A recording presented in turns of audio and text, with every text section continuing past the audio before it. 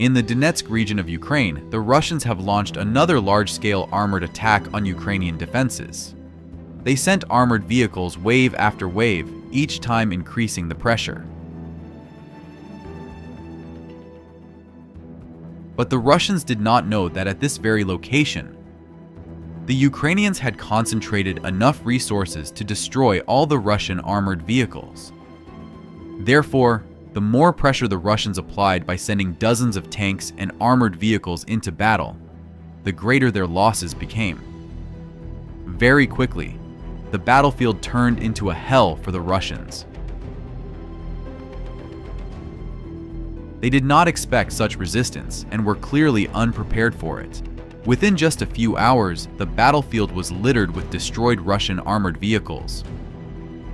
Some tanks had to be additionally destroyed to ensure the Russians had no hope of evacuation. This entire operation became one of the most disastrous Russian attacks of all time. It was evident that the Russian generals made numerous mistakes in their planning.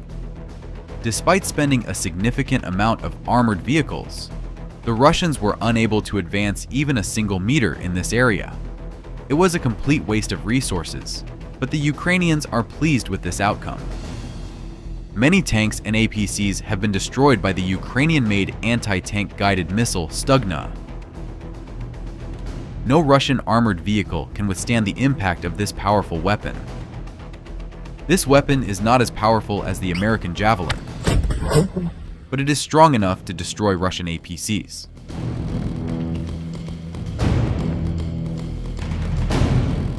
Before the armored vehicles could even finish burning, the Russians sent new ones to the same location.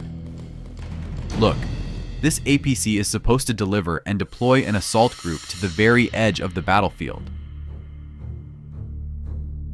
They skillfully maneuver under Ukrainian artillery fire, bypassing previously destroyed armored vehicles, but at some point, they hit a mine.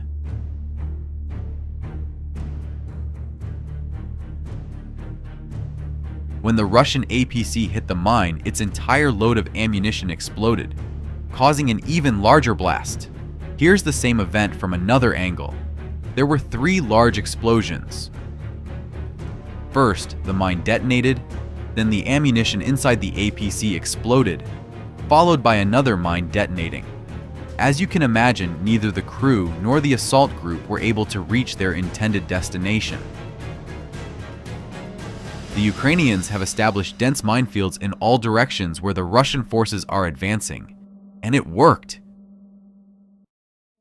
Look at this case. This video demonstrates how crucial mines are in holding back the Russian advance. These 2 tanks were unable to get past the minefield. Mines exploded one after another in their path until one finally struck a tank. The nearby APC was then finished off by an fpvdrone and burned. But take note of how the deployed mines worked. These mines have magnetic sensors that react to approaching large metal objects. Such an obstacle is nearly impossible to overcome. Take a look at another example.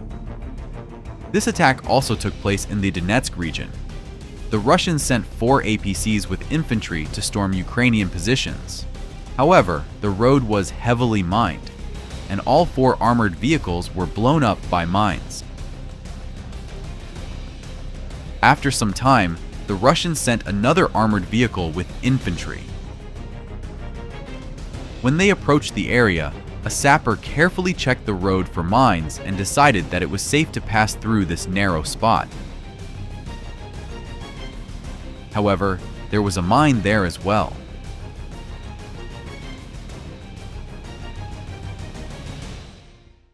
This Russian tank easily withstood the hit from an FPV drone. But then, as it maneuvered around a previously disabled tank, it also hit a mine. The mine's impact was so powerful that the tank immediately caught fire from within. The crew was also disabled. In mined areas, there is usually a traffic jam of Russian armored vehicles that were unlucky enough to pass through. Ukrainians call such places cemeteries of Russian tanks. Mine traps and minefields are effective because they stop Russian tanks, And while the Russians try to maneuver around them, the Ukrainians have plenty of time to use artillery and FPV drones to destroy all the Russian tanks and APCs. The Russians typically show great persistence.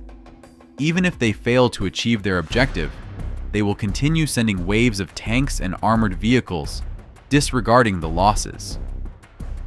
Such an attack can often last for weeks. Eventually, after incurring massive losses, they might advance 1 or 2 kilometers and capture Ukrainian positions. However, it is unclear how long the Russians can sustain this kind of warfare. Indeed, no matter how many tanks the Russians have, eventually they will run out. Already, Russians are losing more tanks than they are producing. That's why Putin desperately needs a ceasefire to replenish resources for a new attack on Ukraine. And that's why Ukrainians do not want a ceasefire on such terms. The best scenario for Ukraine right now is to continue destroying the Russian army as much as necessary, without giving the Russians any respite. A Russian APC was attempting to break into a Ukrainian town at high speed, but it was shot down by an FPV drone along the way. The crew quickly abandoned the armored vehicle. A second drone then struck the APC and detonated all its ammunition. Note that this destroyed APC has now blocked the road into the town, making it difficult for the next armored vehicles to pass. The roadside verges may also be mined. Later, the Russians made several more attempts, each unsuccessful. Now I want to show you another interesting event. In the Kherson region, in a pine forest, the Russians fortified their positions. Ukrainian intelligence discovered them and relayed the coordinates to the HIMARS crew. The weather in southern Ukraine was hot that day, and the missile strike caused a fire in the forest. The fire grew so intense that it engulfed the entire forest in that area. A massive expanse of woodland was consumed by flames. The Russians were forced to abandon their positions and flee to escape the forest fire.